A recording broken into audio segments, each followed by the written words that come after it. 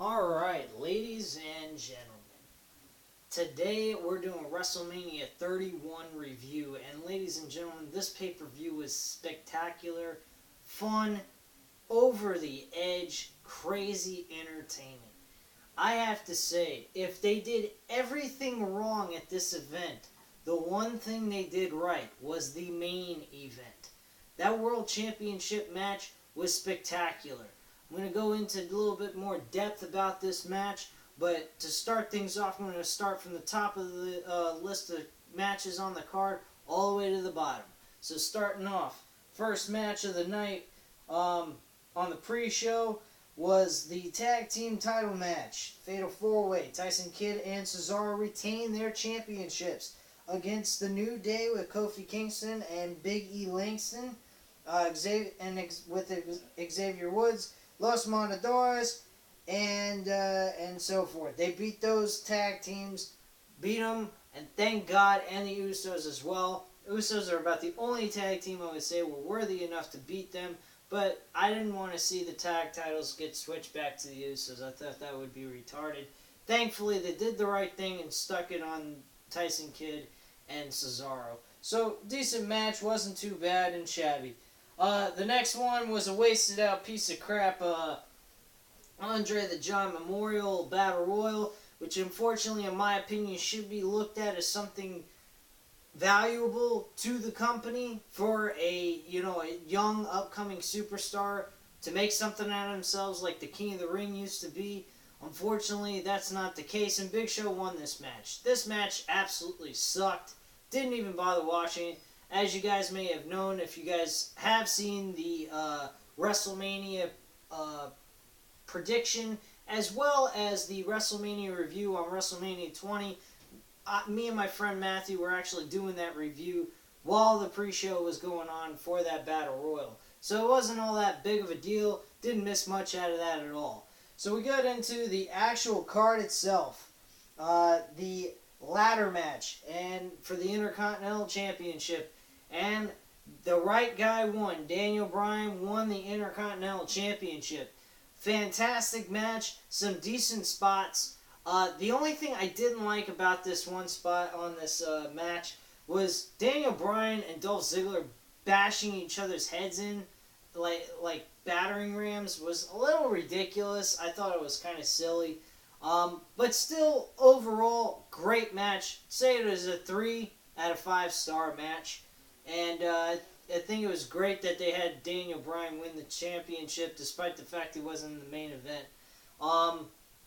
Definitely you're going to see Daniel Bryan versus Dolph Ziggler leading up in the next pay-per-view, more than likely. Or at least Wade Barrett, for all we know at this point. But it should be a good title run for Daniel Bryan. It'll put a lot of, I feel, a lot more credibility to the Intercontinental Championship. Anyway, moving on from that. Randy Orton, Seth Rollins was the next match. This match was spectacular. Awesome. Entertaining. You didn't know, the action was going back and forth. You really did not know who was going to win this match. It was definitely a flip-flop match. You didn't know who was going to win. And personally, it was probably one of the most, unexpected matches on the card besides the main event. Seth Rollins, of course, lost this match, as you all may know if you've seen the WrestleMania 31 pay-per-view. And Randy Orton walked out victorious in a very cool fashion. Randy Orton was set up into the curb stomp, and Randy Orton used all of his force from the back of his head to lift up Seth Rollins and connect him with the RKO. So that definitely was a very unique ending to a great match. Definitely a lot of good action. Fans were into it. Solid match. I'd have to say it was a 4 out of 5 star match. Great match. Very entertaining. And I was hoping for Seth Rollins to win. Randy Orton won, and he won in a very good way. So I didn't have no issues with that.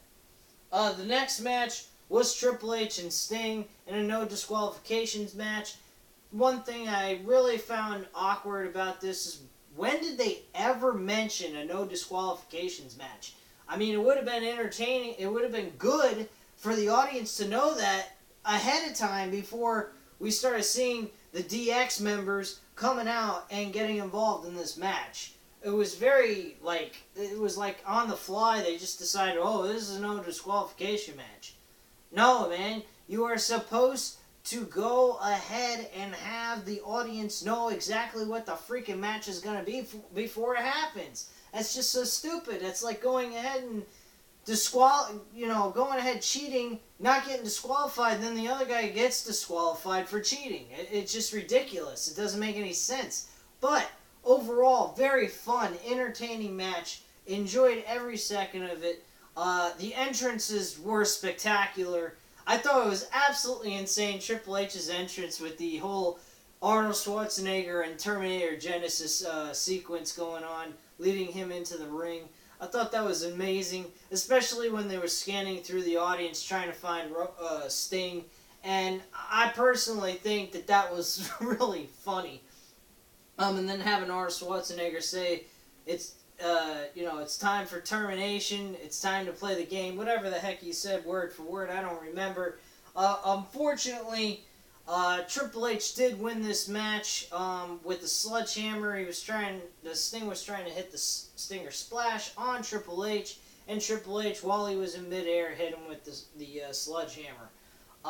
He got the 1, 2, 3. We also got to see Shawn Michaels appear out of nowhere. He kicked Sting in the face while he had him in the Scorpion Deathlock.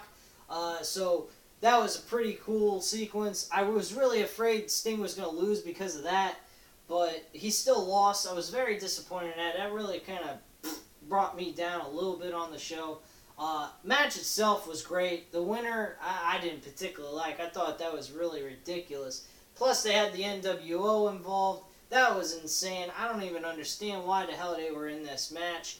Why would they be helping Sting? Sting, for many years in the WCW days, was trying to, knock them out of existence, out of storylines and whatnot. And they're helping him because why? Because they were part of WCW? I think that was a little silly, but at the same time, you got to see the older guys get involved. You got to see Hulk Hogan get involved. He took a nice bump on the ring post by X-Pac, so that was kind of interesting. And Scott Hall, he took a major bump in that match. He tried to powerbomb Road Dogg, and Road Dogg lifted him up over his, pretty much reversed the Razor's Edge, and lifted him up and back slammed him onto the floor outside the ring. So that was pretty entertaining. And of course, as I just mentioned, Triple H won this match. That's the one downer about this whole thing. I think it would have been better if Triple H would have lost to Sting. I really have to assume that Sting got paid a lot of money to go ahead and lay down for Triple H in this match. I really do. I don't see how this is even possible that he could have walked away victorious like this and not get paid a lot of money by Vince McMahon, and for him not to walk away the winner but to lose instead.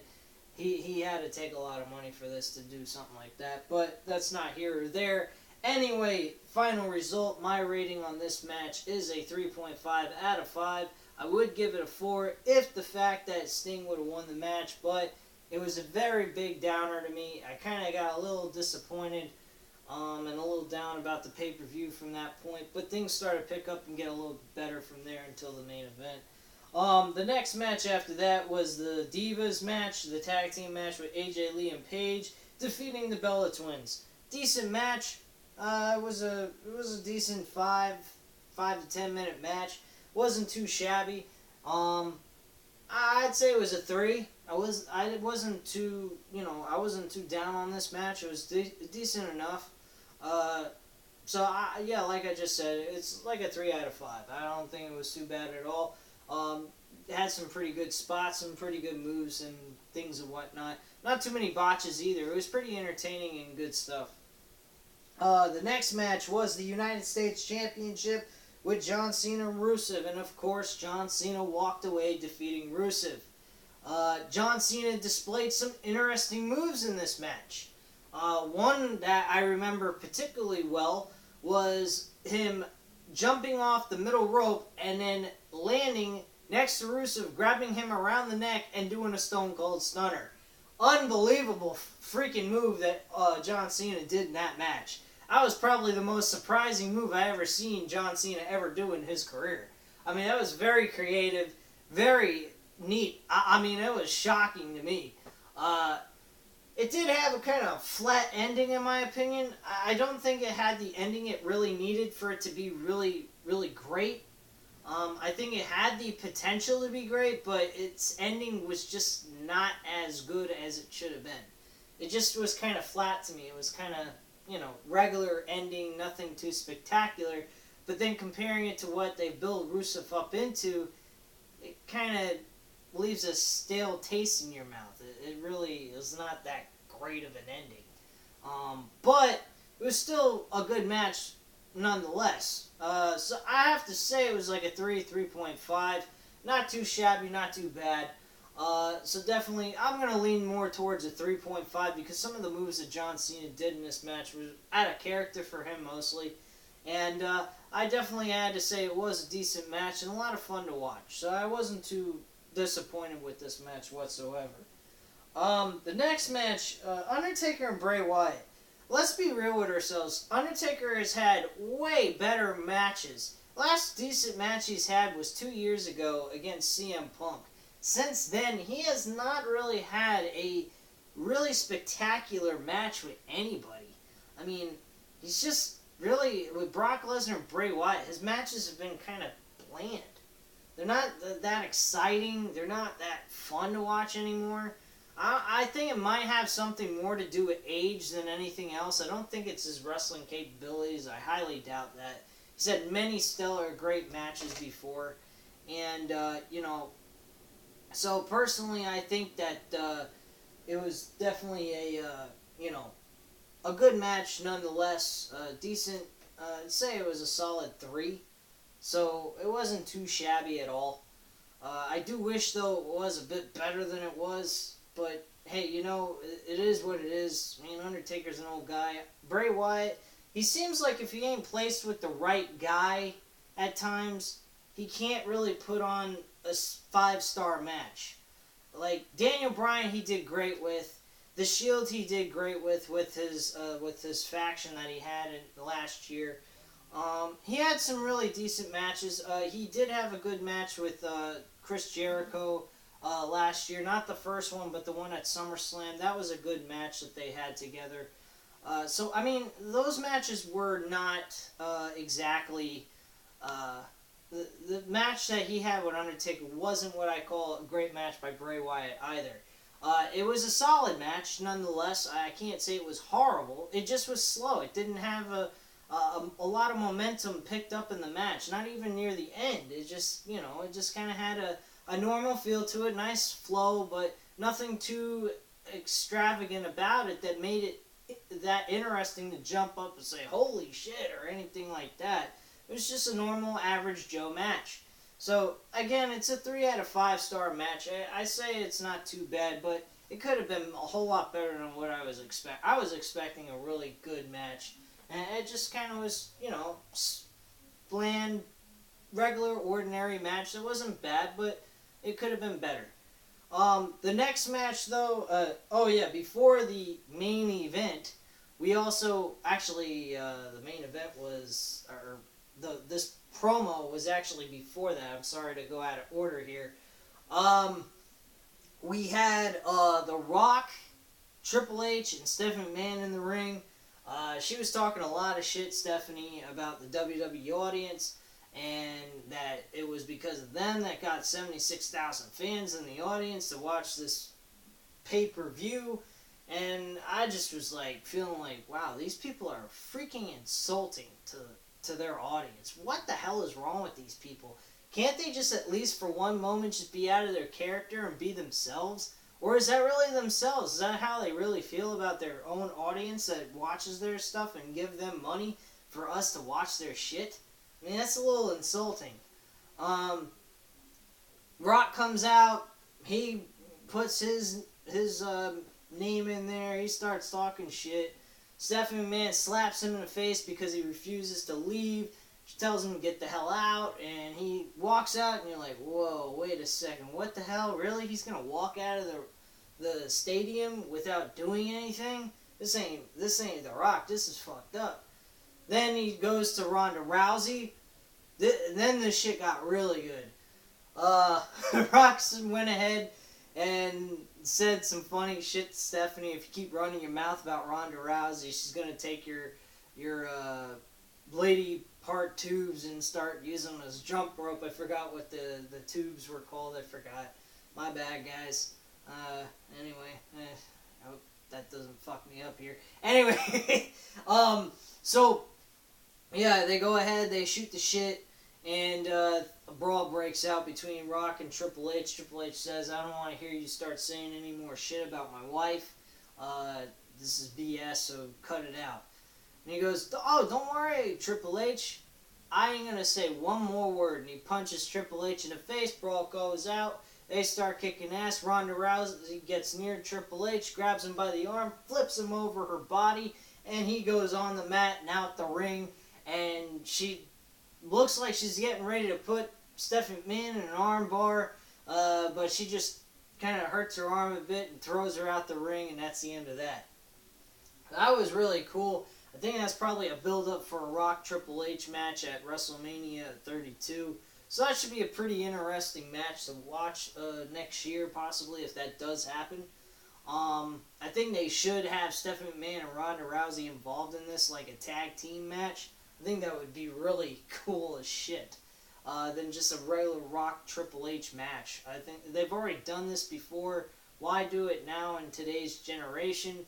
I mean, if they want their audience to see the old Rock and Triple H matches, let them watch it on the WWE Network, you know? So, personally, I think that would be a great way of having a match at WrestleMania 32, Rock and Ronda Rousey versus Triple H and Stephanie McMahon. I think that would be pretty cool.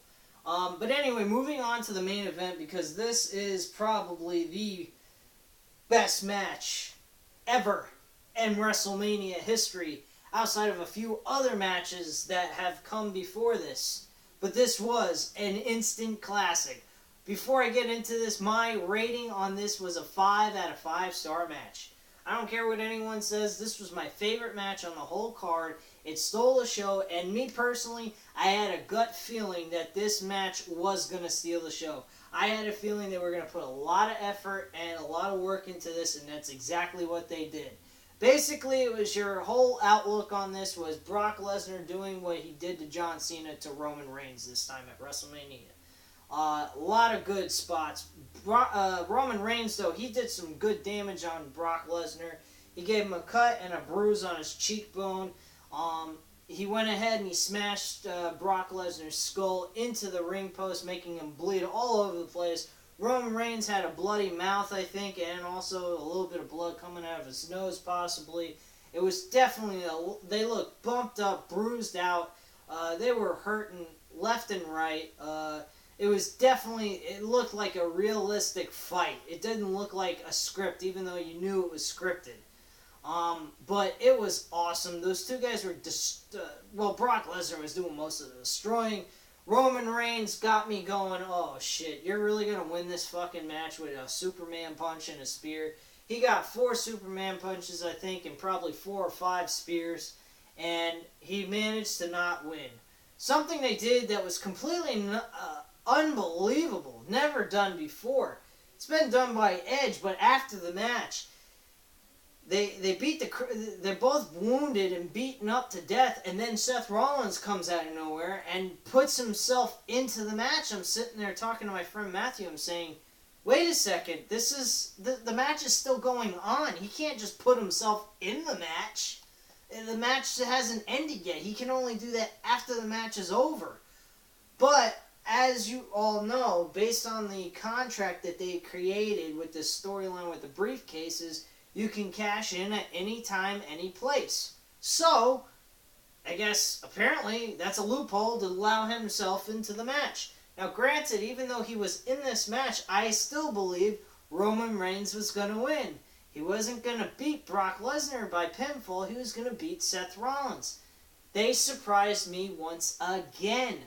I could not believe that Seth Rollins pulled out this victory. Granted, yes, it was in the middle of the match. They were both beaten up.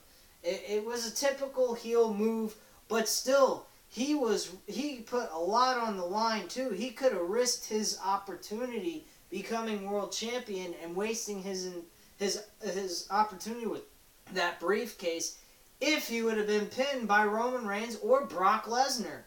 And that came pretty damn close. But he managed to pull it off. Brock Lesnar got speared while Seth Rollins was in Brock Lesnar's F5 move. Brock Lesnar Roman Reigns speared Brock Lesnar, excuse me, and Seth Rollins fell off of Brock Lesnar. So Roman Reigns is trying to go for the pinfall. He doesn't get it because Seth Rollins is not as beaten up as those two were. So he pulled him off. Hit him in the gut, I believe. I'd have to rewatch this, which I definitely am during this week. I'm definitely going to watch this again, this whole entire pay-per-view. This was an awesome show. I really loved it. I thought it was great. I might even buy it on DVD, possibly. So he hits the curb stomp on Roman Reigns, pins him 1, 2, 3, walks out World Heavyweight Champion. What a great fucking way to end this shit. Really, personally, this was the most twisted ride I ever was on for any WrestleMania match. This was the best storytelling at a WrestleMania main event match I have ever seen in a long, long time. Really, it was outstanding. There was nothing about this match that you could possibly say was bad. Really, it wasn't. It was realistic. It had a lot of realism to it, and it was just so much fun to see Brock Lesnar kick Roman Reigns' ass. And Vince McMahon, again, hurt his audience at the last minute. The only thing is, I only wish that this man would start listening to his audience from the beginning of January all the way through to WrestleMania. And instead, he's been doing these like twists and turns with his audience, playing with their heads. In a way, it's kind of cool. It gets people interactive in a negative way, but I don't think it's a very cool idea to do it in a negative way. In a negative way. But, still, nonetheless, this was an excellent, 100% great main event of all time in a long time. I mean, I can't say it was the greatest match of all time, but it was definitely one of the craziest ride matches of storytelling I have ever seen by Vince McMahon and WWE. Fantastic. I give complete thumbs up to you guys for storytelling in that match. It was absolutely fantastic. I enjoyed it, loved it. But anyway, that's the end of my talk on the WrestleMania 31 review. It was a pleasure talking to you guys. I hope you enjoyed watching this video at this time. Have a great day, guys. And don't forget to hit that subscribe button. Thank you for watching. Bye.